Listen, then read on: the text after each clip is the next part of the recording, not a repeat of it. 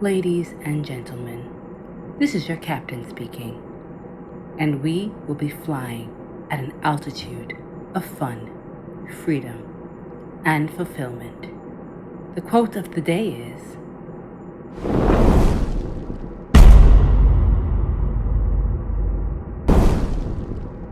so sit back, relax, and let's take flight.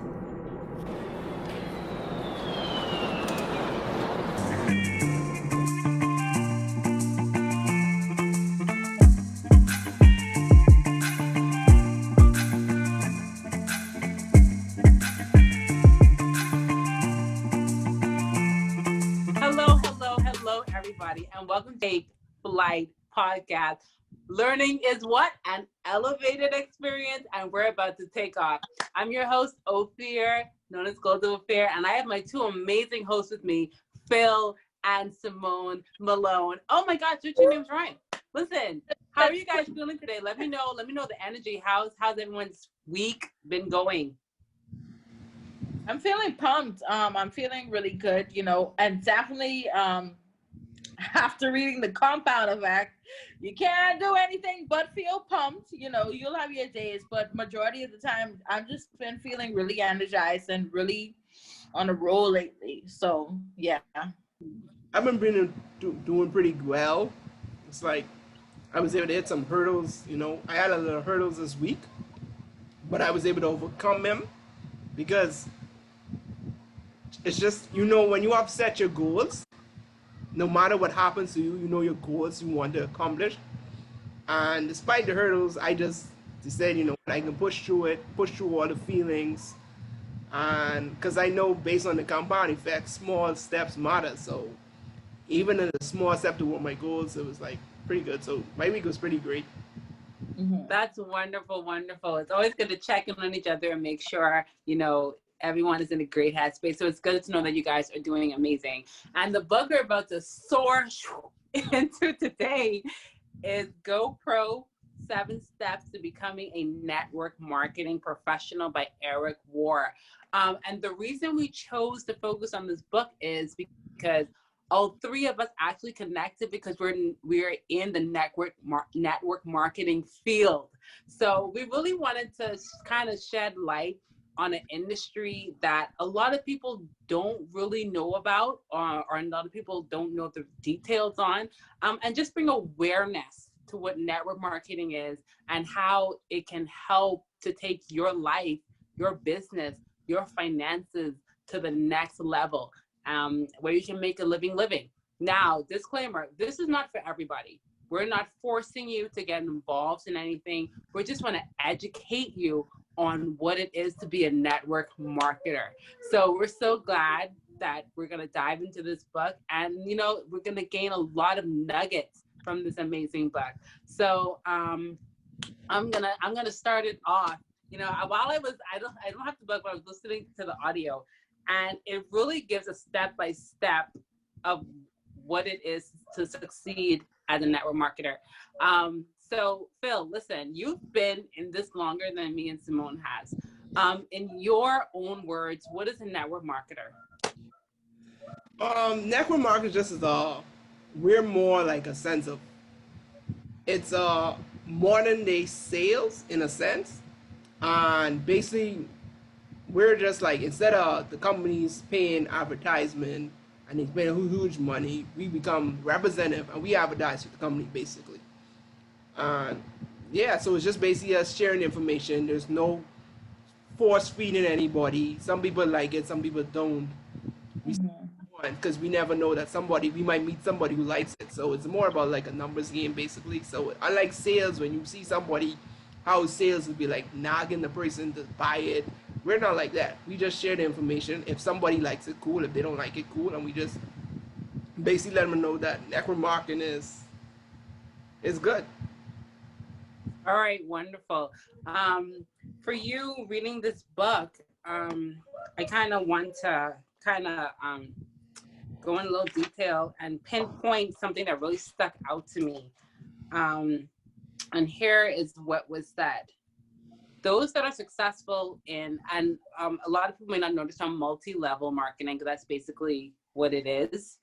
And I know a lot of people, whenever they hear like you're in network marketing, you're involved in a pyramid scheme. So I want to kind of dispel that rumor. I want to dispel that. Let me give you guys plainly what a pyramid scheme is, because I feel like a lot of people do not understand that, and they kind of equate everything to a pyramid scheme. A pyramid scheme is when you're not offering a service, but your basis on this business lies with you recruiting people. Now, if you're just recruiting people and you're getting funds for it, and you're not offering a service, that's a pyramid scheme. That's a pyramid scheme. That's just like what Murdoch, yes. What he did was a pyramid scheme where he had investors invest money, but he was offering no service. So he had investors investing money.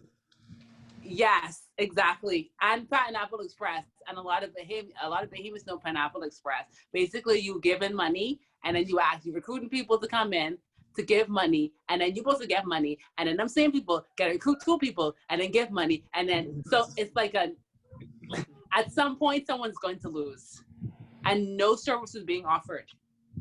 So for a lot of behemoths, Pineapple Express would be that version of a pyramid scheme. So I want people to know we are not promoting pyramid scheme. We're promoting something that actually brings about a service. And so I just want to clear that up. All right, so talking about GoPro, it's really a guide for how to be a network marketer. And in it, we have 7 steps that we talk about.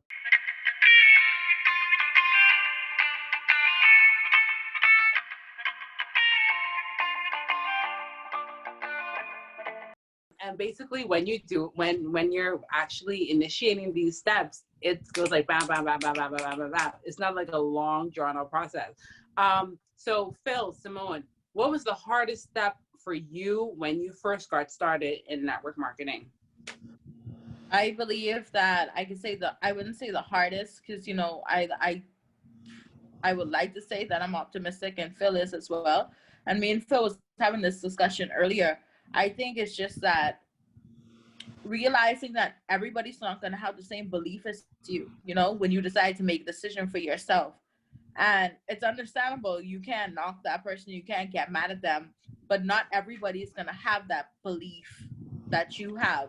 And with network marketing, networking, all of us coming together, you need to be together, because that's what it's all about, And so I like to say that this podcast itself is the essence of network marketing. I would have not known you guys if we weren't network marketing together.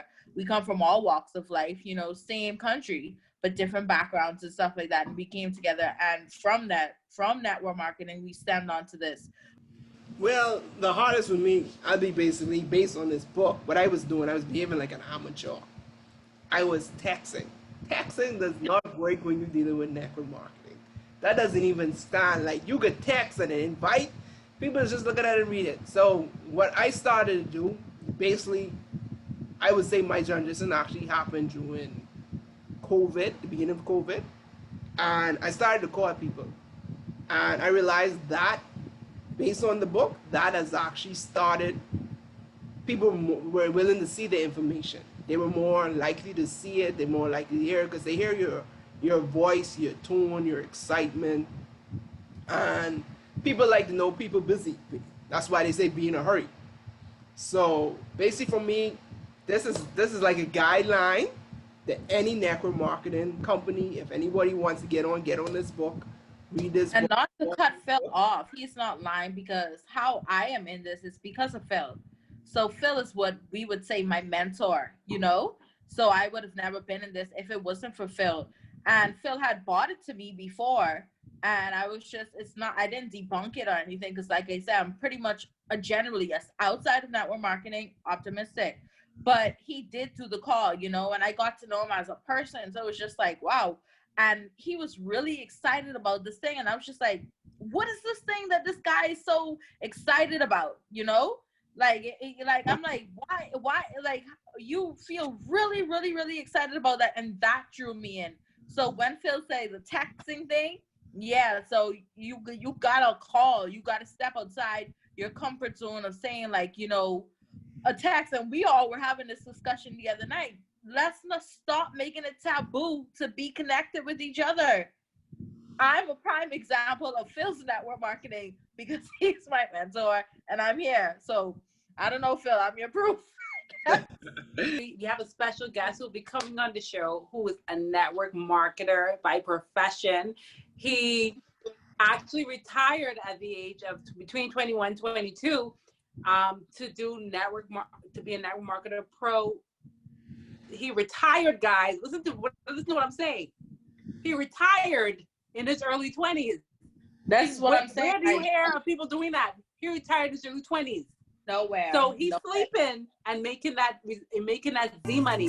When you got that money, when you got your money working for you. Hello, everybody. Welcome back to Take Flight Podcast. And like I said earlier, we have an amazing guest here with us tonight, guys. Our first guest, Our first guest, like I said, is someone who's been in the network marketing business for 5.5 years. He is retired. He is making a living. He was once a marine engineer, and when he saw this concept, he was like, you know what? I ditching that 9 to 5 for a free ride at 5. And he's been a part of this amazing concept ever since, and it's so great to have him here today. So without further ado, let me welcome my good friend and he's been a mentor to me as well, Lavonne, Farrington. Lavonne, it's so great to have you here. Thanks for having me, guys. Definitely happy to be a part of the Take Flight podcast. But yeah, thanks, Ophira. Thanks for the warm welcome. Wonderful. So, Vaughn, that's what we call him, a short Vaughn. Give us a little backstory about your steps into network marketing. How did you get into it? Give the people a little juice, just a little sip of the tea. Just a tad bit. Okay, great. Yeah. Well, originally I'm a marine engineer by profession, like you mentioned. I used to sail on ships transporting cargo all around the world. And that's how I got introduced to this industry, actually, because I was introduced to this industry at the age of 20 years old from a friend who was in the same industry as me. And at the time, she was like, hey, I'm starting up a new business and I want you to take a look at it. So I figured that she wanted to, open up a clothing store or open up a shoe store or something like that. And I was just open to seeing what she had to say because I was curious. I was interested in making extra income at the time. So literally she had set up a presentation the following day. And it just so happens that the time that she set up the presentation was the time that I had lunch at work. So I decided to take my lunch hour and go to wherever she was. And when I pulled up, it was at one of my friends' house. So I walked in the door and it was like 4 other of my friends. And I thought it was like an Alcohol Anonymous type meeting. I was like, hey, what's going on? But she decided to break out the laptop. She decided to introduce what she wanted to run by me. And just let's say that was it from there. Like I completely fell in love with the product that she was offering, and it just happened to be travel. So the reason why I got into the industry that my profession was in, marine engineering, was to travel, was to experience more. And when she showed me this concept, I was like, hey, it's completely, it was amazing. But I wasn't too interested in the business aspect. So what I decided to do, I just took advantage of the opportunity whilst it was there. She introduced the business side to me. She broke it down on how we could actually make this business work. But for me, what was the game changer was when she told me that she was 24 and retired from the workforce. That was it. So I just wanted to know how I could have retired. I was 20 years old. So imagine a young 20-year-old knowing the possibilities of being retired at 24. That was it. So I decided to, take advantage of the opportunity. I partnered up with her, and within 1.5 years of working the business part-time with my full-time job, I was able to make more money with this part-time than I was on my full-time job. So fast forward, basically 4 years in, 5 years in, or whatever it was, I was able to clear a 6-figure income with this company. And basically went from being a amateur in my first year and a half, 2 years, to quote unquote semi-professional, I would say. So definitely that's the abbreviated version. So yeah. Wonderful, wonderful, Vaughn. You know, and we've been talking a lot about this amazing book that we've been looking at, GoPro 7 Steps to Becoming a Network Marketing Professional. And one of the notes actually stuck to me, and I actually want to get your opinion on it. Eric says that those that are successful in network marketing aren't hunters. They are more like farmers. They cultivate. They cultivate relationship. They cultivate trust. To you, what does that mean to you? Being a network marketer, being in the field. Do you see it the way Eric sees it, in terms of you guys are farmers and not hunters?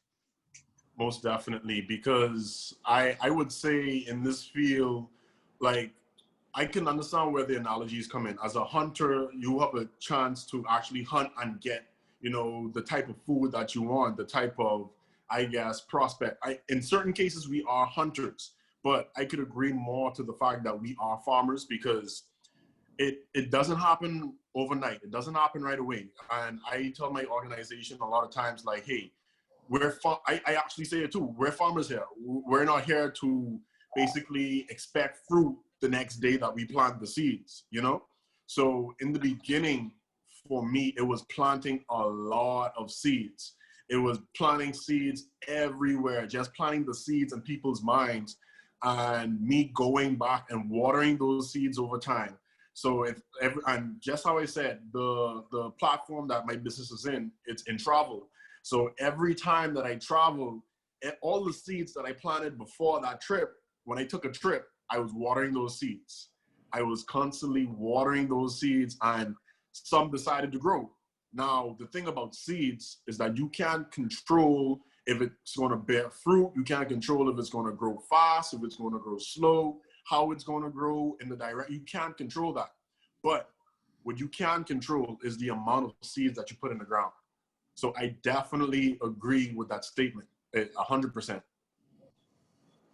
My question is, okay, basically, he had the 7 steps. Which one would you say was your most difficult one going off when you first started? I would say my most difficult step, I would say for me personally, my most difficult step has been basically getting out of my own way. So that's what I would say, as far as having self-limiting beliefs, not actually knowing that if this can work for me or whatever the case may be. So definitely getting out of my own way has been something where I struggled with a lot in the beginning. And even now, like 5 years in, like sometimes I still struggle, like, hey, I have to get up, go put in the work. I have to get up, you know, do the daily disciplines, do the things that actually, you know, bring income into the business. So it's not all the time, you know, just you don't always feel like you want to build a business. You don't always feel like you're going to, you know, succeed or whatever the case may be. But when you build a habit, when you develop a really strong habit in this business, in any business that is, it becomes like second nature. So definitely it's me getting out of my own way. What would you say to the broke, quote unquote, people who would want to enter this business, but they're telling you, like, dude, I am flat out bottom line broke. Like, what do I do? In any business, I let them know straight up, hey, the reason why, and this goes for any network marketing company, I feel like once it's a really credible company, once you know the compensation plan is something that you know you could benefit from as soon as possible or whatever the case may be, I would say, like, the fact that you are broke is the reason why you need to do this. Because think of it like this. I always like to let people see from different perspectives. they see from their perspective. I understand that. I completely understand, because once upon a time I was broke too. I couldn't afford to actually sign up when I first saw this concept. And I left this part out in my story. Like, I have a son. I literally used my son's school fee to sign up for my network marketing company at the time. So I could relate. I'm not here to tell anybody.